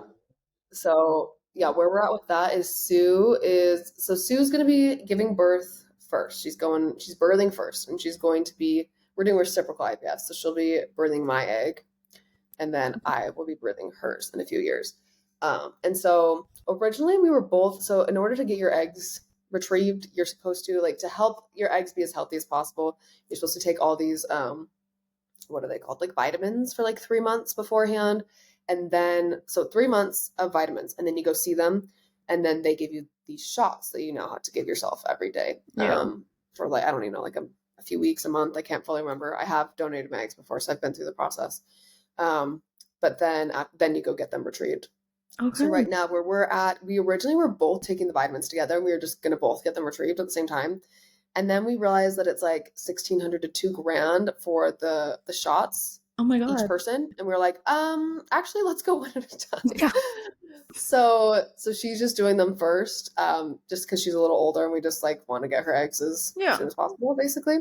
We'll get both of ours retrieved by like November when we're planning on doing the actual like embryo transfer. But basically, so she's going first. We have a appointment in April where then she'll go get like checked and they'll give her the shots, and then we'll be getting her eggs out. And so that's that plan. And then probably shortly after I'll start the process. I'll probably start the process of taking the like vitamins like Yeah. as soon as she's doing her retrieval.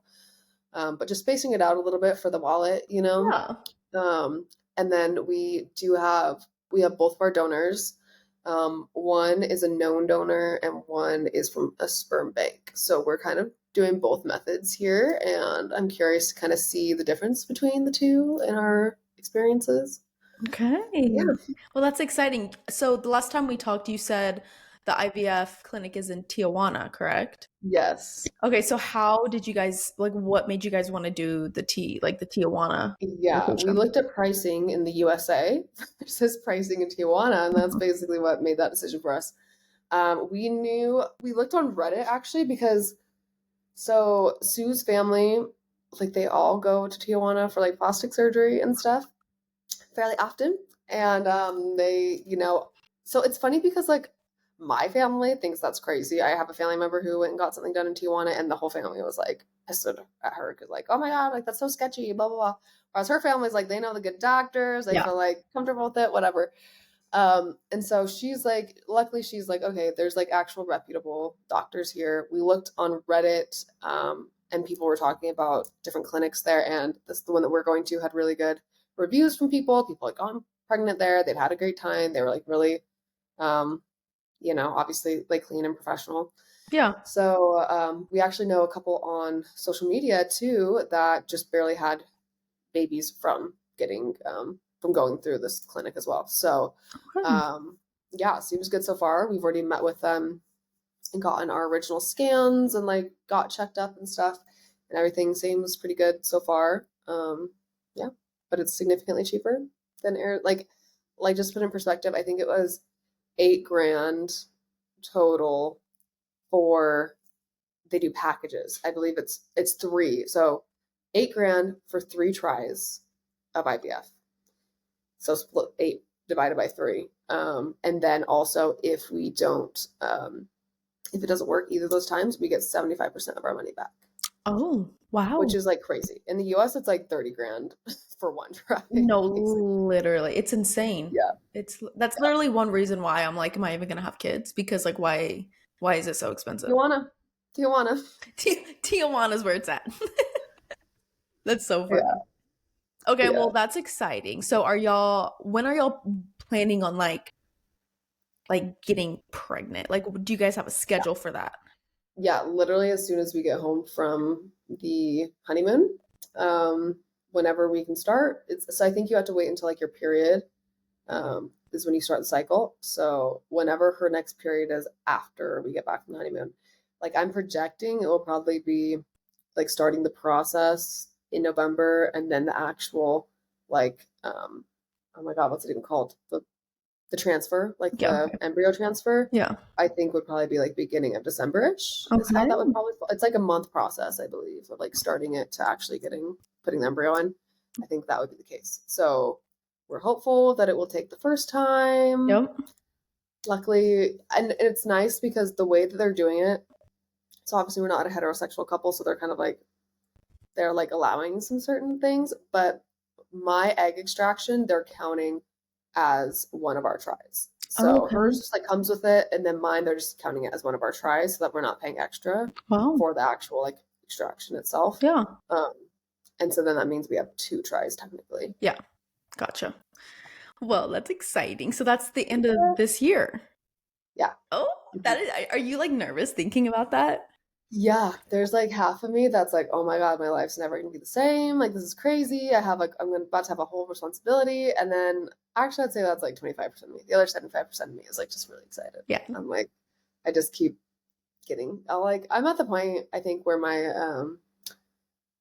ovaries are just like screaming for a baby, and I'm literally like, oh my God, I just like start crying when I just start thinking about our baby all the time. So Your body's like, I need a child. like it's about time. I thought I was gonna have a child 10 years ago. Okay. Yeah, no, I mean, I get And that. now finally happening. Oh, that's so exciting. I love that for y'all. Mhm. Okay, so we're getting close to the time, but we still have a couple of questions. So we're gonna kind Okay. of bop around. Mhm. I want to kind of talk about social media. Okay. You mentioned that you and Sue post videos about lesbian sex ed on y'all's Patreon, Mhm. full length videos every week. So, can you kind of Yeah. tell us a little bit about that? What people can expect when they see these Yeah. videos? hmm yeah. So we have a Patreon, and it is honestly a big portion of how we're paying for flight school right now. So we appreciate all you. Um, we have 2 tiers, or we have 3 tiers. We make one full-length video per tier, and then if you're on the top tier, then you get all the videos, right? Oh, And so period. we have a tier that's like basically kissing challenges. I love that. Yeah, there don't expect anything like Yeah. adult rated Yeah. at all. They're just like fun kissing challenges. Yeah. But we just don't do that publicly on social media anymore. And then we have a like lesbian sex ed tier. And that's our lowest tier, like the cheapest tier. We want like people to be able to have access to that. I think it's like $6 basically. And I just was so beyond lost in that regard when I first started dating girls. I had no concept of what I was doing, what I was supposed to do. So we answered different people's questions on there. We have folders going over everything you can think of sex ed wise. Yeah, so there's a lot of information on there. And if you want, like we kind of approach it, we're not approaching it very like clinically. It's very like, this is your older sister like telling you about Yeah. this kind of vibe. I Yeah. like that. I love that. I feel like even people that have been in lesbian relationships, there's still so much to learn. You know what I mean? Like me, I'm like, shit, Mm-hmm. I still need to figure out how to do this and that. You know what I Yeah. mean? Oh, 100%. Yeah. And obviously you're going to go over this with Sue, but Sue, I'm just going to give a little Yeah. quick thing here. Sue was a dominatrix for like 8 years. And so she knows a lot more things than I ever knew, a lot of new things being Yeah. with her. So like, you just going to learn all the things that I also got to learn. So you guys also have a YouTube. You've kind of mentioned that a couple Yeah. times. Is it just Mhm. like a day in y'all's life? Like what kind of content do you guys put out? Yeah, we mostly make daily vlogs, and a big I guess like our niche really is the like day in the life of we call it day in the life of a stay-at-home femme dating a student pilot. All Period. those videos tend to do pretty well. So it's kind of showing like Sue's often at home, like we call her stay-at-home femme, but like she works her ass off, Yeah. you know. Yeah. She's the one making most of the money right now, let's be honest. So we like kind of show like her day, my day, and then us also together, you know, and that's just kind of showing that process of what it's realistically like going through me being in school. And yeah, That's cool. No, I it's like cute. that. And it's cute. And she's an amazing editor. Like she's a really good editor. I'm not someone who even like usually would watch vlogs, but I really love the way that she edits our vlogs. I feel like she makes them really interesting, and she's like an incrable Yeah, editor. her clips on Instagram. I love how she's like talking and then she like looks over and like and Mm-hmm. I'm like, how like I don't know. I'm just like that's really I know. cool. It's like she's And it takes her so long to make, and she just puts the time in, and she's just sitting on her computer, literally editing it like she would a YouTube video, and like just taking her time. Like she's I love that. incredible. Yeah. She's a badass. I love that for her. Mhm. Okay, so speaking of badass, you're in pilot school. You're Yeah. flying planes and all that stuff. So what Mhm. made you want to be a pilot? That's so unique. Yeah. So origin story. The funny part, I have to thank my ex-husband for this. He was trying to figure out what he wanted to do, what career path he wanted to go down, and he had a friend that was a pilot. He just finished flight school, and his friend was like selling him on how great being a pilot is, like all the great benefits of it, and like no day is the same. You get to travel a lot. You get free, you know, like the benefits. You get paid really well. Like it's so fun to fly. Blah blah blah. And so my ex actually started flight school while we were together and ended up dropping out. It wasn't for him. But it was kind of like in the back of my mind. I used to own like a salon, and I like had my own thing going on for years. And so I wasn't really like in the market for any other kind of job. But then I hit a point where I just like burnt out of being just a business owner. Like I always thought I'd work for myself and I'd never work for anyone else again. But then I just started getting sick of it. I'm like, I want somebody to like pay my bills for me. I want it to like come consistently, but I don't want to be sitting in front of a computer all day. Like I already know that's not my personality. So like what would I want to do? And being a pilot came up to me. I'm like, that would be fun. I'm like a little bit of a daredevil. I think that's fun. Um, and so I basically was just like, okay, let's try it. Let's go on like a flight and just see, because I love the idea of like traveling all the time and doing that, and it just seemed like it would work for me. So yeah, I went and did a discovery flight. The first literally got to know like my worst fear growing up was heights. Okay, so like it took me a while. I'm somebody who likes to overcome my fears and likes to like push them, and so it had taken me up until this point to be at a point where I would even consider it, right? Like I'd really worked through my fear a lot. And so I went on this flight, and the first 30 minutes was absolutely terrifying, like so scary. And then the second 30 minutes was like so fun, so exhilarating, like most exhilarating thing I've ever done. And I was like, okay, I'm sold. Let's do it. I love that. That is so cool. Yeah, I'm Yeah. literally afraid of heights as well. Hmm. Um, Hmm. and every time I get in a flight or in a plane, I don't know what it is. Like because I was thinking about you and how you were, because I see you post all the time, like you in Yeah. your plane, you driving it. Oh my God, you flying it. And I'm like, how does she not get motion sickness? Because you're in a Mm, small plane, like the small plane. So yeah. was that like a problem in the beginning or no? Like, I'm not really a motion sickness person. I okay, got motion sickness on like a cruise when I had a concussion one time, but like that makes at this sense. point, I'm not really like a motion sickness kind of gal. I Okay. usually tend to be pretty fine. Yeah, Okay, it's a period. really Then good that's issue. perfect for you then. That's why it's important to do a discovery flight because some people really struggle with motion sickness. Yeah, that would be me. That would literally I get Hmm. motion sickness like in a car. Like I just couldn't. We talked on the phone about how this career path is mainly a straight white guy career. That's Yeah. that's what we labeled it as. How do you feel being not only a woman in this career, but a queer woman in such a white man driven career? Yeah, that's an interesting thing. Yeah. I feel like I have almost like two perspectives on it at the same time, two conflicting kind of. Because on one hand, I like truly believe that women are literally just as capable as men. Women tend to be a little more cautious and like safer pilots, in my Yeah. opinion. Um, but I think like it really doesn't matter what your gender is, like you are capable of being a good pilot, right? So it's hard because like there is such a divide. And so I want to not be that person that's like, oh, poor me, woe is me, I'm a woman and I'm a minority and this like I want to be taken seriously, so I don't want to be too much like that. Yeah. But I will be honest that like if I like I'm not kidding, I'll post just a reel about like me flying and if it hits like the man side of Instagram or TikTok, the amount of comments I get about like I bet she can't even taxi, oh, she's like hitting like these like crazy or like oh she must be lying she didn't actually get through commercial or blah, blah, blah. Like all these different things I'm like it really is disheartening I'm trying so hard at this phase of my life to not be a man hater like I really am like I'm grown now I'm almost 30 like I'm at this point like I appreciate men are great I like it doesn't serve me to sit here and hate them especially going into career that's very man driven but I really had to keep my composure during those moments because Mhm. it's frustrating to see how many people still think like that and how many people still view women as capable, like Yeah. incapable of flying.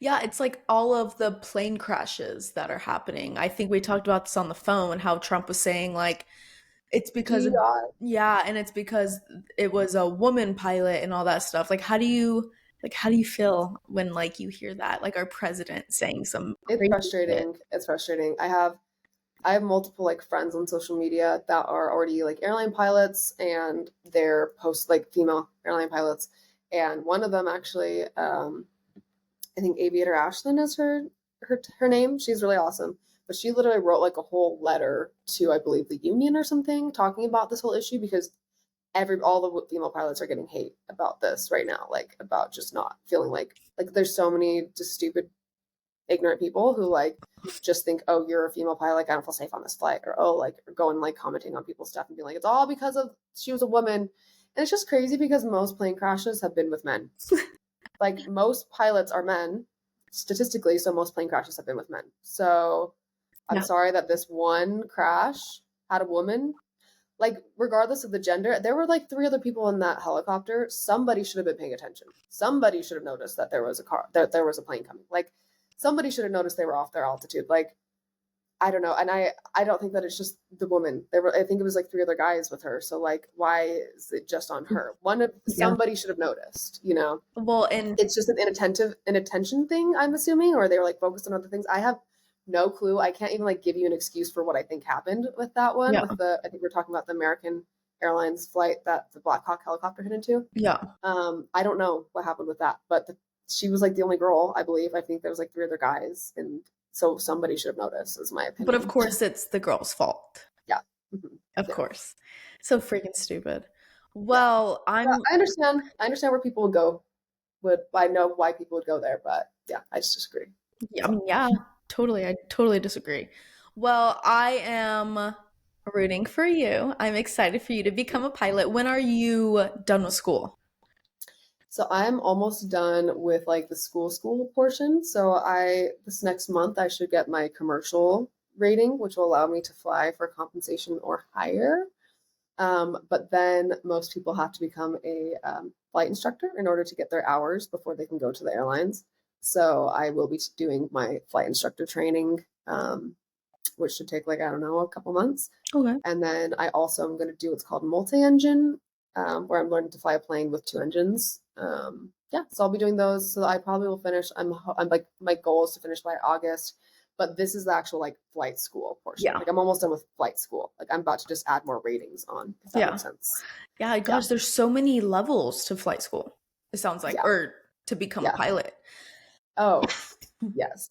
Like, I mean, And then is I have to there get like 1,000 to 1,500 hours before I can go to the airlines. I'm at about 250 right now, so I got a ways wow. to go. Oh my goodness, I mean, the time you put into it, like I feel like it's good that it's so complex. You know what I mean? Like Yes, you're yeah. flying in the air. Like, I hello. feel so much safer on planes now, knowing like what pilots go through. They do so much training, and every year they're doing recurrent training where they're in the sims practicing all these emergency, where they don't even know. Like the sim person will just like fail something and they have to figure it out, and it's a full motion sim that feels like you're in an actual like huge airplane. That's So like they're terrifying. doing this like at least every year, and reviewing all their systems and things. Like the studying is like unreal, and the amount of things that you have to constantly go through. Like I will be studying the rest of my life. Like I'm Yeah. signing up for that. Yeah. So this wasn't in the question, but what advice would you give someone that's like, because there's been a lot of planes that have been crashing recently. There's Mm, like, I think there's been like 84 or something just this year. mhm. Yeah. Might totally be off. But like, what advice would you give someone that's like nervous to fly because they think they're gonna like fucking crash and die? I would say that you are way more statistically going to get in a car crash, like significantly. Like the only reason why you're seeing all these crashes is because the media is portraying them a lot. I will say that the American and Black Hawk helicopter crash, that was really devastating and really terrible. And that's the first time a big crash like that has happened in the US in I believe like 15 years. Like it's just so uncommon. Like the sheer amount of flights that are taking off every single day Mhm. is like wild. And the low amount that are ever having anything happen to them is like unparalleled. I think it's wild that people are so scared of planes when they are driving a car that's literally a death trap every single day.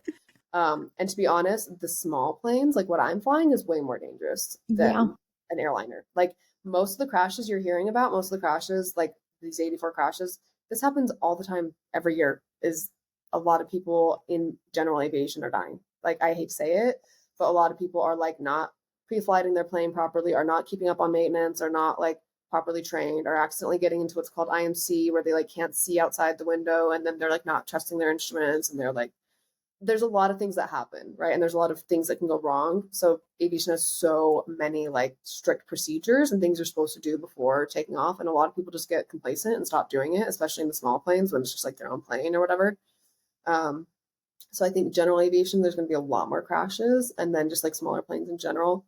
But the big planes, like there's not as much going on with those really, like at Yeah. all. Like their maintenance is incredible. Yeah.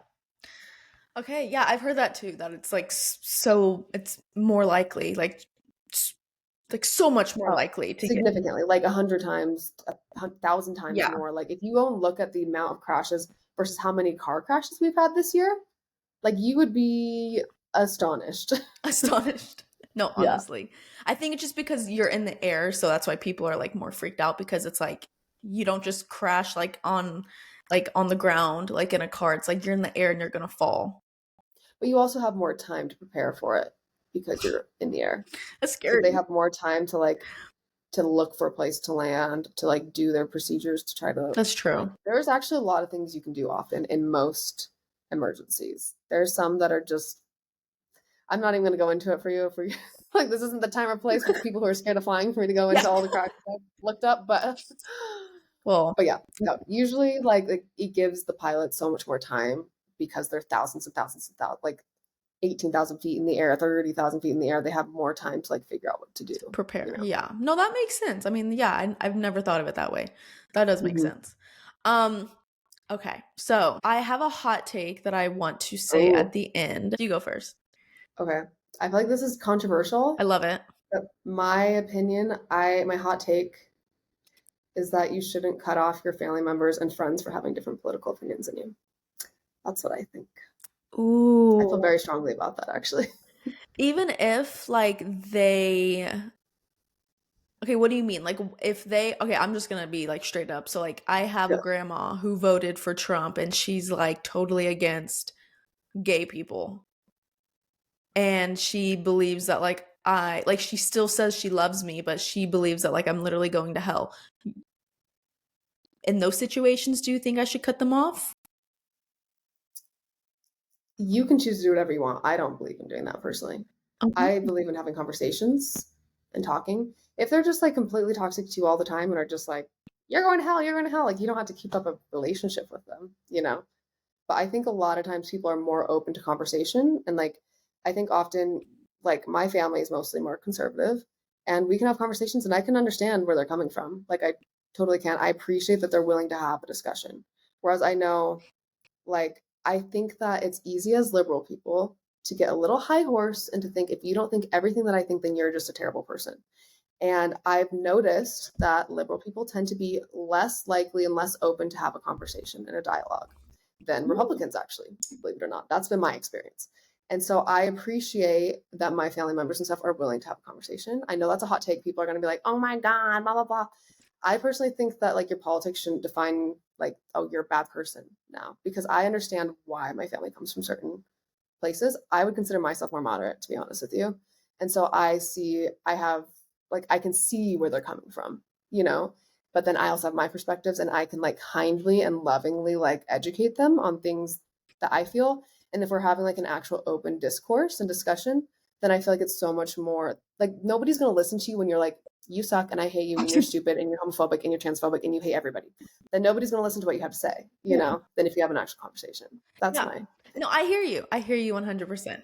I think where my brain goes is like I feel like nowadays politics are so different than what they used to be because the sides are so divided, and I feel like the person that's in office has spewed so much hatred, and so when like towards a lot of different communities, and so whenever I hear that someone voted for him, they may not believe everything that he is saying, but it's still to the point where they don't care enough. Like they're privileged enough to not care about what he is saying about the certain communities, and so they just vote for him anyways. Does that make sense? Like, I get what you're saying. I also think there's a lot of propaganda about things that he said or things that have happened. And I'm not a Trump lover, trust me. Do not like Trump. However, I do think that like I've researched it a lot because it really terrified me when he became president. And I've realized, okay, I like was afraid my rights were being taken away and stuff. Like there's a lot of fear mongering that's happening. And I understand that there are certain communities things are happening with, but I feel like there's a lot of propaganda on both sides, to be honest with you. yeah. And like the political landscape right now is honestly terrifies me. Like it's just No, yeah. crazy right now. Totally. No, I hear you. There, yeah, I hear you. I get it. I get it. Well, I just don't want people to be like scared when like certain things are not even true. Do you get what I'm saying? Like I hate that like our community is so terrified right now. It's sad. but But they anyway, have there's that's a whole long yeah. conversation. We could go I'm on like so we could talk long. about this forever because We're gonna be here for like an hour. So that was very interesting and and you don't have to agree with me. That's just my hot take. exactly. I was about to say my listeners may agree, they may not. So that's great. Yep. Okay, mine is it's Mhm. frustrating because unfortunately in the community people don't fully accept bisexuality because they are thinking it's just a phase or that someone is being overly sexual. It feels really hypocritical because we all want to be accepted for who we are, like the community, the LGBTQIA plus community. Um, so if someone can't embrace bisexuality, then they're not really living the message of acceptance that like Pride represents. Also, also, Pride parades are meant to celebrate everyone, regardless of their sexuality, how they look, or how they express themselves. So if someone is judging or shaming a bisexual person, they're like totally missing the whole point of Pride.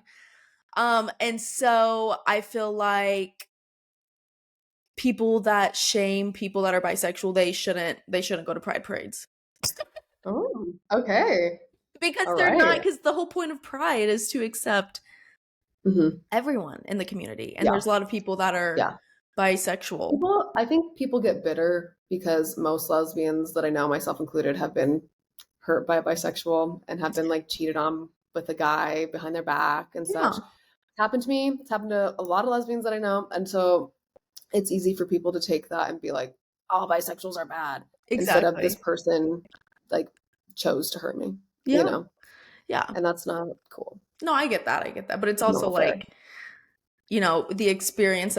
the experiences that people have had with bisexual people, like, your Mhm. experience with someone like cheating or whatever. It's like that doesn't mean all bisexual people are going to cheat. You know Well, what I mean? exactly, because that's the thing. Most lesbians that I know have also been hurt by a lesbian. So Yeah, it's like yeah, exactly. yeah. So Okay. there's that. Yeah, there's that. There's that. Yeah. All right, guys. So thank you so much for listening. Ash, thank you so much for coming on. Your hot take was definitely a Thank hot you. take. I So love the no no bisexual haters at Pride Parades. That's so good. yeah, yeah, if you're a hater of bisexuality, you are not accepted at Pride Parades. Coming That's from so me, funny. I love it. that's my opinion. I love it. I love it. Yeah, but thank you so much for coming on.